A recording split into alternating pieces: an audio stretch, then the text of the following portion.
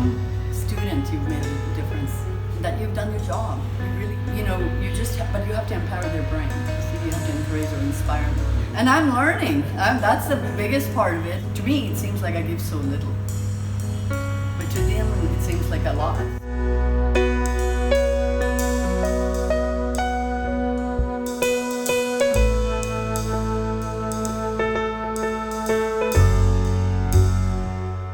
Thank you for visiting us. It's a pleasure to have you. Could you please tell us briefly about yourself? Okay. Well, I've been volunteering for 4 years now. My name is Padma Varanasi, and I was born in Andhra Pradesh. I grew up grew up meaning IIT. I went to Central School, and then after Central School, I followed my parents to US in the 70s, in 77. Oh, that's a long time ago. So I did all my university work in the US, and I studied math, computer science, and currently I work for NASA, and I've been working for NASA for 30 years. Wow. And I worked with, I was fortunate to work with India on their space program, Chandrayaan, their mission to the moon. Very nice. So, which makes me part of India's history. That's amazing, that's amazing. That was really something, yeah. But you have been a teacher with us for 3 to 4 years. So why do you think this is relevant or important, what we do? Education is the foundation or the basis for anybody to empower them, right? So, the volunteering thing, what I think eVidyaloka, honestly, from my heart, I will say, is when I stepped down from NASA, I was looking for empowerment of women.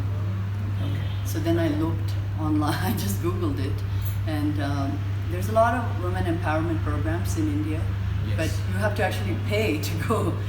Okay. And then like $5,000 or something, and then that's something like I don't want to do. It's like feel good thing. So then this popped up on Google, and I said, "Wow, what a brilliant idea! I don't have to move, and I don't have to pay anybody, and it's just all give and take, And the thing is, especially for girls, I believe. I'm not putting any boys. Boys have a lot of opportunities, and just in general in the world. And for us, the girls need more encouragement, and I want to inspire them. Very nice. And the 5th grade, and I was told, especially in rural, the 5th grade and 8th grade, I believe, the girls drop out after. Yes. So that's why I kind of want to, like I said, 8th grade they're more smarter than me. So I wanted to do 5th grade because that's like the early on. So you want to keep them engaged. In school, yes. And everybody can give money, for volunteer and all that. And that doesn't solve the problem. Really, the foundation, Totally. It is all just, really, education is what empowers you in life, I think, Wow, exactly. So, I truly believe it. I believe that anywhere in the world, that's the thing. Even if I could, if I could take a few kids on the street and do that, instead of just give them money, it makes a lot. You're teaching them how to fish, then give them the exactly. fish or whatever it's called. There's that saying. Yes, that. Yeah. So it's been truly amazing experience for me because it's almost like now I'm addicted, sort of. Because what happens is you teach, and they reciprocate, right? So you see that how much they want, and it's so little you're giving. Well, what you're giving is time, which is what nobody has time. And that's the most you can. I think that's the biggest thing you can offer is time. Yes. And so yeah, it's fantastic. It's amazing, a great idea. Wow. I'm just overwhelmed with that. We feel it from the way you tell us. So, and then going to Rubaru, thanks to Nikita, really she insists. She said, "Oh, come on, you said you'll come," and it was an eye opener because I teach. I talk at these youth conferences. Okay. One of my friends has, I've seen Mali Aditi kids, I've seen Delhi Public School projects, I've talked there. And then when I came to Rubaru and I saw the gender inequality and global warming, which is such current thinking, they're really not that far apart from Mali Aditi students. thinking wise. Yes, thinking wise. There's That's the point. The point is, but you have to empower their brain. You see, you have to encourage or inspire them. yes. So all that thinking is there, but somebody has to ignite it, right? Which is what you're doing. And I mean, I don't know, I took a lot of videos. They had that Jeopardy game of gender inequality. Okay. And I was telling Venkat, the Jeopardy comes from the urban kids because they've been watching TV all over the world, US games and Jeopardy, right? And then the rural kids are, I think they teamed with the urban kids. Yes, they team with So the then you got the idea and you got the modern thinking, and then they made this game. You have a beautiful amazing. exchange happening. It is amazing. I sent all my friends in the US the Jeopardy game. They thought it was pretty brilliant. Yeah, it's an amazing experience. It really is. We're glad you found Ruguru. And I'm learning. That's the biggest part of it. You don't realize that who uses this math?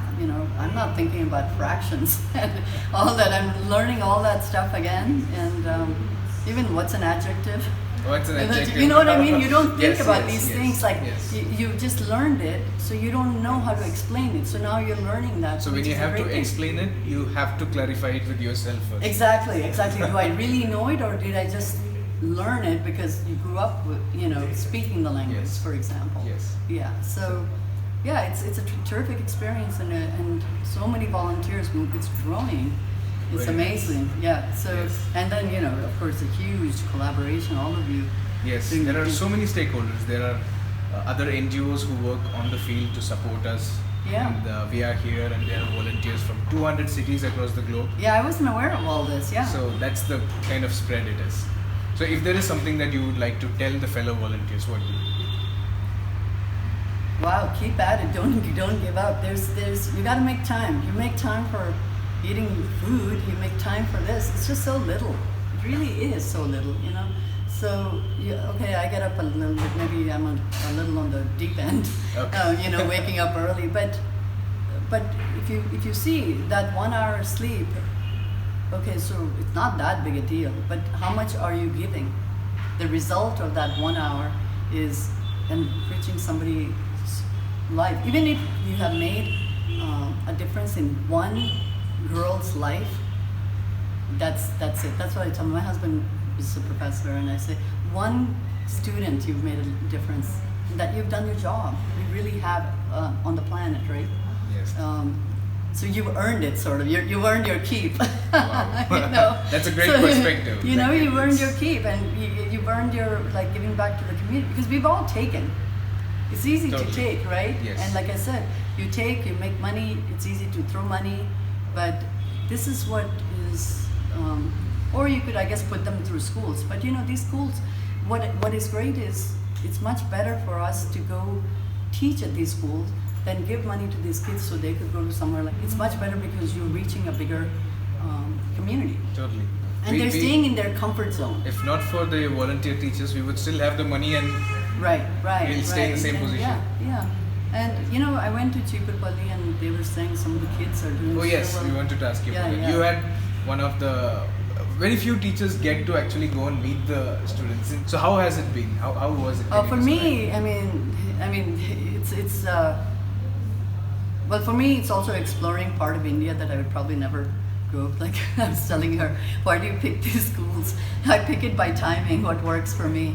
Okay. And so exploring Khammam district, Vijayawada never been, Vizag never been, Chipalpalli never been, these villages. So it's also an eye-opening experience, right? Because you live in an urban city like Bangalore, Hyderabad, you've got all the comforts, your 5 stars or Wi-Fi's and all that. And you go and you see there's this whole world out there that wants to be part of this, but they don't get the chance to get out, right?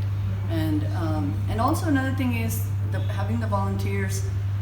They actually through Skype, what I've noticed is it really engages them. Because you're sitting in class and you're being taught in class. Most of us, it's like after a while, right? But then there's something about the electronic media or the Skype. They stay engaged and they're excited. They look forward to the class, and so the visits are just tremendous. I mean, that just makes my whole thing, and then they want me to come and teach the following year. Wow. But then, they were like, I said, well, you got to go talk to your principal. But like I said, they've gotten smarter than me now, so they'll be teaching me soon. So both Ganesh Badu and Chipurpalli, these are the places you never would visit, right? And it's good to know, not just the village, and you see, and the warmth, and they have not lost it, the love, these rural, the tenderness, it's very genuine. It's so genuine, and it is so, I can't even explain, it moves me to tears. In fact, with Chipurpalli, I just broke down, I started crying. These girls were looking at me like, what is the matter with you? Because I was so overwhelmed, with joy, and just how they'd welcome you. It's just like, and it's to me, it seems like I give so little. But to them, it seems like a lot. So that's worth it. It makes it totally worth it to me, Yes. So every visit has been tremendous, and every visit has been completely different. Some is in between urban and rural. Some are really rural. I learn a lot too. It's not just that I'm just visiting. You learn a lot, especially for somebody like me who's left. I was here. Your parents took care of you. You went to Central School to learn about the caste system. I'm a little taken aback when they ask me my caste. Yes. But that's still there. But I don't think they mean anything negative. No, they do not. It's just there for them, and they have always seen it. Yeah. So their terms I learned. They kept talking SC, and I said, "What's SC?" Because we don't know. And then the social, what kids get to go to these schools. I didn't know what is it based on, their income and that kind of thing, and how does the central government play into this, and that kind of thing. It enriches my knowledge too of India, so which is like something I should know, right? Because I am Indian after all, Certainly. So it's a great experience so far. Very nice. So I have one question that the children would ask you, putting myself in the place of a child. So how do you get to NASA or ISRO? How did I get to NASA? What would you tell the kids of these days if somebody aspired to get to ISRO, NASA? What lies ahead? It's passion, really.